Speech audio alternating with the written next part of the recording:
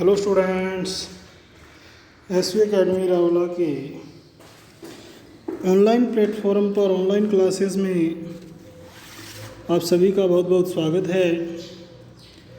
जैसा कि हम पढ़ रहे थे कक्षा 12 की अनिवार्य हिंदी पुस्तक सृजन का लेसन नंबर 11 बाजार दर्शन, इसके राइटर हैं जैनेंद्र कुमार, और उसमें हमने पढ़ा था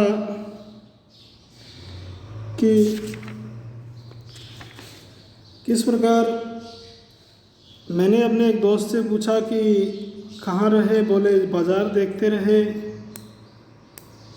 और मैंने फिर पूछा कि बाज़ार को देखते क्या रहे, बोले क्यों बाज़ार, तब मैंने कहा लाए तो कुछ नहीं।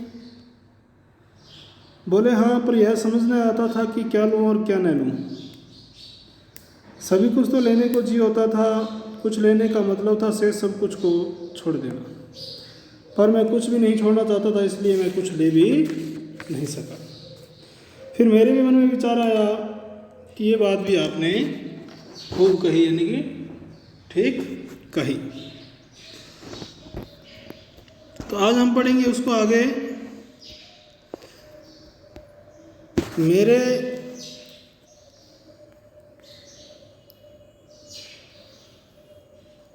मैंने कहा खूब, पर मित्र की बात ठीक थी। मित्र की बात ठीक थी। अगर ठीक पता नहीं है कि क्या चाहते हो तो सब और की चाह तुम्हें घेर लेगी, और तब परिणाम त्रासी होगा, गति नहीं होगी और ना ही कोई कर्म होगा। अर्थात वो चीज़ें किसी कर्म की नहीं हैं और उनसे गति भी नहीं होने वाली है। आगे है इम्पोर्टेंट चीज़ें हैं जो बाज़ार में एक जादू है, वह जादू आँख की राह काम करता है। बाज़ार में एक प्रकार का जादू होता है जो आँखों से घुसता है, आँख की राह काम करता है। वह रूप का जादू है। पर जैसे चुंबक का जादू लोहे पर ही चलता है, ठीक उसी प्रकार रूप का जादू है। जैसे चुंबक का जादू लोहे पर ही चलता है, वैसे इस जादू की भी मर्यादा है, इसकी भी कुछ नियम हैं, इसकी भी कुछ हदें हैं।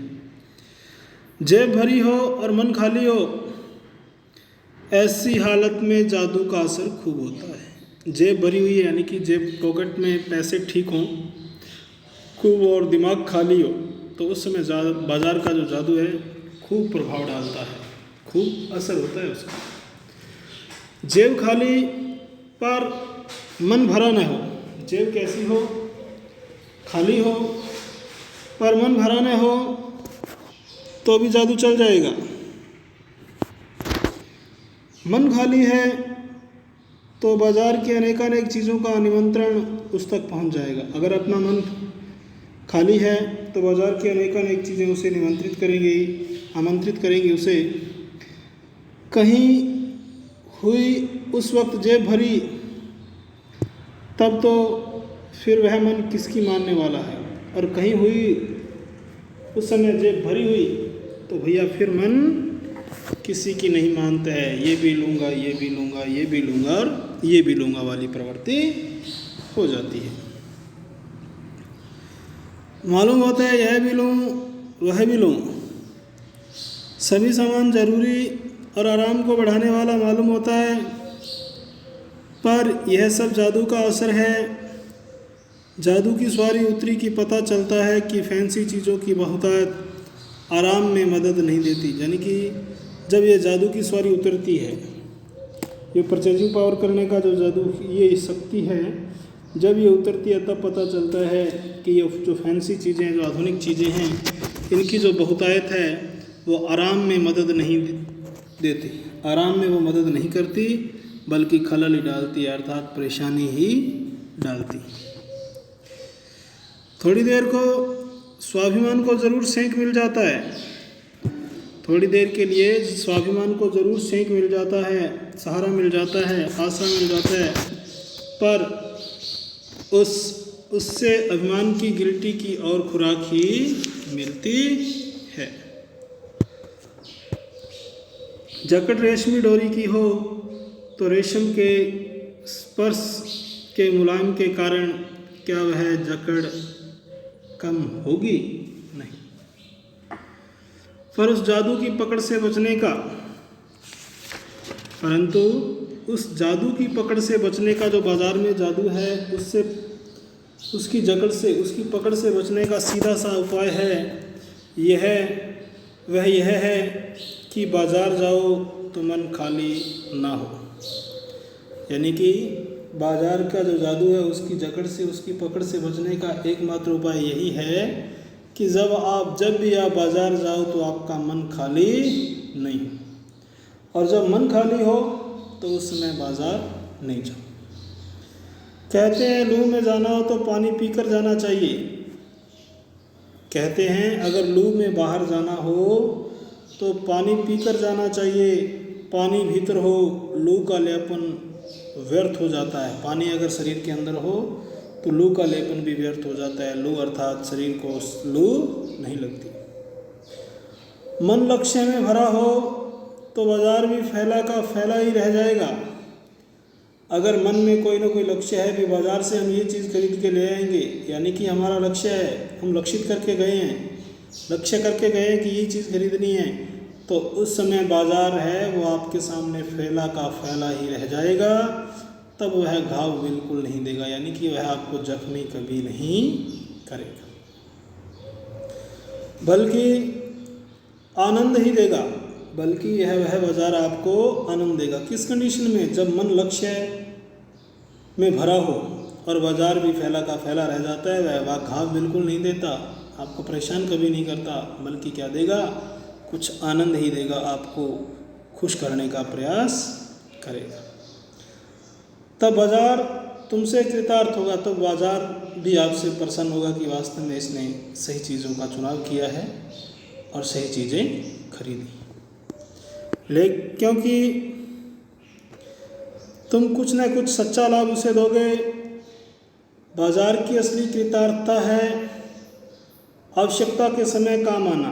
बाजार की असली कृतार्थता है कृत अर्थ, काम करने का जो अर्थ का महत्व है वो असली महत्व यही है कि वो आवश्यकता के समय क्या है भाई, काम आए। आवश्यकता के समय काम आना, यही बाजार की असली कृतार्थता है। यहाँ एक अंतर चिन्ह लेना बहुत ज़रूरी है। मन खाली नहीं रहना चाहिए, यानी कि एक अंतर और चिन्हना चाहिए हमें कि मन कभी भी खाली नहीं रहना चाहिए। इसका मतलब यह नहीं है कि वह मन बंद रहना चाहिए, यानी कि मन खाली नहीं रहना चाहिए। तो इसका मतलब यह नहीं है कि वह मन बंद रहना चाहिए। जो बंद हो जाएगा वह शून्य हो जाएगा, जड़ हो जाएगा, निर्जीव हो जाएगा। शून्य होने का अधिकार बस परमात्मा का है, जो सनातन भाव से कैसा है, संपूर्ण है। तो शून्य नहीं होना है, शून्य होने का अधिकार सिर्फ ईश्वर को है, परमात्मा को है, जो सनातन भाव से यानी कि बहुत पुराने समय से संपूर्ण है। शेष सब अपूर्ण है, इससे मन बंद नहीं रह सकता। सब इच्छाओं का निरोध कर लोगे अगर, अर्थात उनको बंद कर लोगे तो यह झूठ है। और अगर इच्छा निरोध स्तपः का ही ऐसा ही नकारात्मक अर्थ हो तो वह तब झूठ है, बेकार। वैसे तब की राह रेगिस्तान को जाती होगी, मोक्ष की राह वह नहीं है। ठाठ देकर मन को बंद कर रखना जड़ता है। ठाठ देकर मन को बंद रखना यानी कि किसी तरीके से बंद करने का प्रयास करना जड़ता है। लोभ का यह जीतना नहीं कि जहाँ लोभ होता है यानी मन में वह नकार हो, यह तो लोभ की ही जीत है और आदमी की हार। आँख अपनी फट डाली तब लोभनीय के दर्शन से बचे तो क्या, यानी कि कोई चीज़ लुभावनी है, हम उसको नहीं देखना चाहते, तो इसका मतलब ये नहीं है कि हम अपनी आँख को फोड़ें। अगर हम किसी लुभावनी चीज़ को देख के अपनी आँख को फोड़ें तो वो नुकसान किसका, अपना खुद का कर रहे हैं। तो कहने का मतलब यह है कि उस लुभावनी चीज़ से दूर हो जाओ, अपने मन को संतुष्ट करने का प्रयास करो, उसको संतोषी स्वभाव का बनाओ और ऐसी लुभावनी चीज़ों में नहीं आओ। ऐसे क्या लोभ मिट जाएगा, तो इस प्रकार से ये लोभ है, जो लालच है, वो कभी भी नहीं मिट पाएगा। और कौन कहता है कि आँख फूटने पर रूप दिखना बंद हो जाएगा, और कौन कहता है कि आँख फूटने पर रूप दिखना, किसी की शक्ल दिखाना, देखना बंद हो जाती है। क्या आँख बंद करके ही हम सपने नहीं लेते, और वे सपने क्या चैन भंग नहीं करते, हमारे आराम में खलल नहीं डालते। इससे मन को बंद कर डालने की कोशिश तो अच्छी है, परंतु वह अकारक है, बिना किसी अर्थ के है। यह तो हठ वाला योग है, जिद्दीपन करना, जिद करना। शायद हठ ही हठ है, योग नहीं है। शायद हठ ही हठ है, वो योग नहीं है, साधना नहीं है।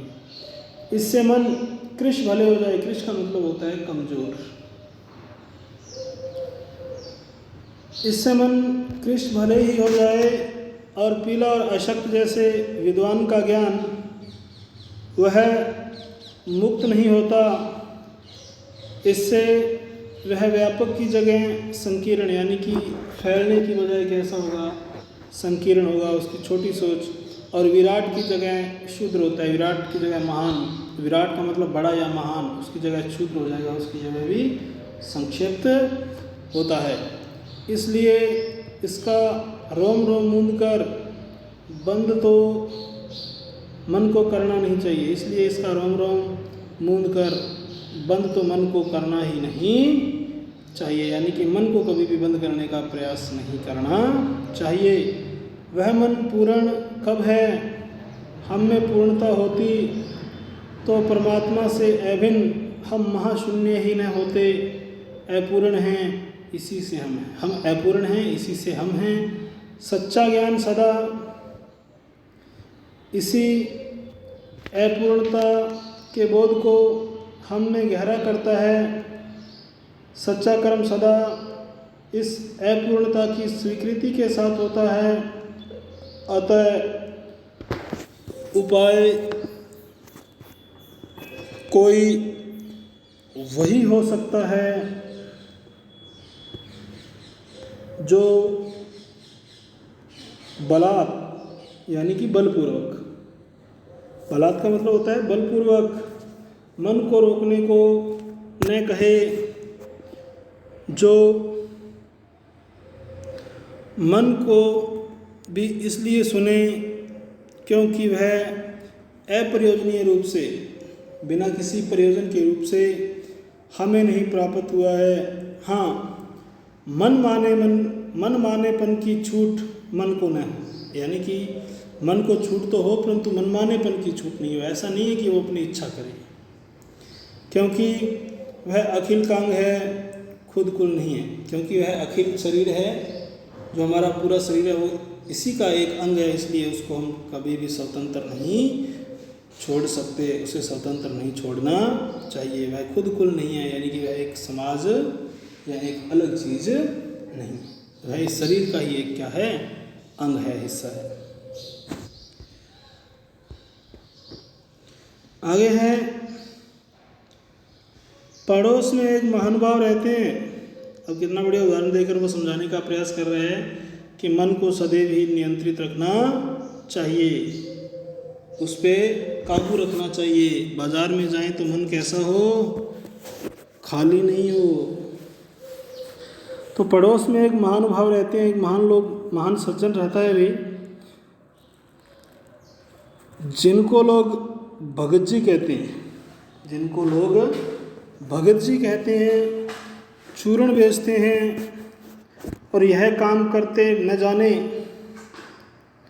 उन्हें कितने वर्ष हो गए हैं। और चूर्ण बेचने का काम करते हैं और यह काम करते हुए उन्हें न जाने कितने वर्ष हो चुके हैं। लेकिन किसी भी दिन लेकिन क्या है, किसी भी दिन चूरण से उन्होंने 6 आने पैसे से ज़्यादा नहीं कमाए, यानी कि 6 आने पैसे से ज़्यादा कभी नहीं कमाए।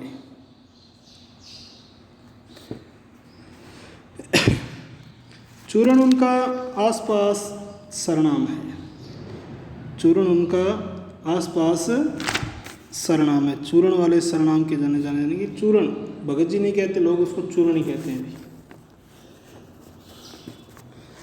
और खुद खूब लोकप्रिय है और खुद भी बहुत ज़्यादा प्रसिद्ध है। कहीं व्यवसाय का गुर पकड़ लेते और उस पर चलते तो आज खुशहाल क्या माला माल हो जाते, यानी कि किसी न किसी प्रकार का अगर किसी बिजनेस का वो गुर पकड़ लेते, कोई ना कोई उपाय तरीका सीख लेते तो आज खुशहाल क्या मालो माल हो जाते भी। क्या कुछ उनके पास न होता।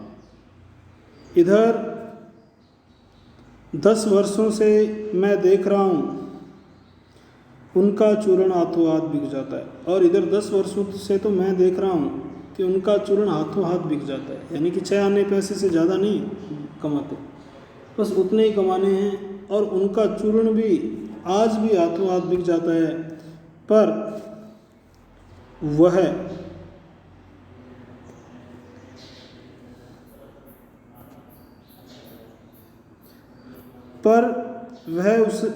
न उसे थोक देते हैं। थोक यानी कि इकट्ठा नहीं देते किसी को। ऐसा नहीं है कि वो बेचने आ गए और कोई एक आ गया और उसने कह दिया जी सारा ही दे दो, तो ऐसा नहीं करते हैं। नए व्यापारियों को बेचते हैं, पेशगी ऑर्डर कोई नहीं लेते, यानी कि किसी प्रकार का थोक का काम तो है ही नहीं, यानी कि इकट्ठा तो किसी को बेचते नहीं है। नए व्यापारियों को बेचते हैं और नई कोई भी पहले ऑर्डर करके उसको तैयार करके देते हैं। बंधे वक्त पर, यानी एक एकदम सही समय पर अपनी चूर्ण की पेटी लेकर घर से बाहर हुए नहीं कि देखते देखते 6 आने की कमाई उनकी हो जाती है। और अपने घर से वो बाहर निकलते हैं चूर्ण की पेटी लेके, और देखते ही देखते, यानी कि कुछ ही समय में उनकी 6 आने की कमाई हो जाती है, यानी कि 6 आने वो कमा लेते हैं। और लोग उनका चूर्ण लेने को उत्सुक जो रहते हैं, और लोग भी उनका चूर्ण लेने के लिए बड़े ही उत्सुक, बड़े ही उतावले रहते हैं। चूर्ण से भी अधिक शायद वह भगत जी के प्रति अपनी सद्भावना का देने को उत्सुक रहते हैं, यानी कि चूर्ण से भी अधिक ज़्यादा उनसे जो अपनापन है उसको देने का प्रयास करते हैं, उसके लिए उत्सुक रहते हैं, उसके लिए लालायित रहते हैं। पर 6 आने पूरे हुए नहीं कि भगत जी बाकी चूर्ण बालकों को मुफ्त बांट देते, यानी कि भगत जी 6 आने जब पूरे हो गए और बाकी बचा हुआ चूर्ण, उससे वो पैसा कमाने की कोशिश नहीं करते। वो क्या करते हैं, वो आसपास जो बच्चे हैं उन सबको फ्री में, मुफ्त में बांट देते हैं, कोई उसका पैसा वो एक्स्ट्रा नहीं लेते। कभी ऐसा नहीं हुआ है कि कोई उनको 25वां पैसा भी दे सके, और कभी ऐसा नहीं हुआ कि कोई उन्हें 25वां पैसा भी दे सके। कभी चूर्ण में लापरवाही नहीं हुई, और कभी रोग होता भी मैंने उन्हें नहीं देखा, और कभी चूर्ण की क्वालिटी भी कम नहीं हुई, और ना ही कभी मैंने उनको बीमार होते हुए आज तक देखा है। और तो नहीं, लेकिन इतना मुझे निश्चय मालूम होता है कि इन चूर्ण वाले भगत जी पर बाजार का जादू नहीं चल सकता। तो आज के लिए स्टूडेंट्स इतना ही।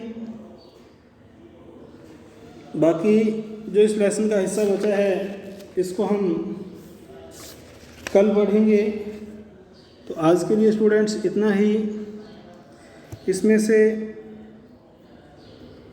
बाज़ार जाते समय व्यक्तियों को किन बातों का ध्यान रखना चाहिए, और चूर्ण वाले भगत जी की विशेषताएं बताइए, ये 2 प्रश्न आपको करने हैं।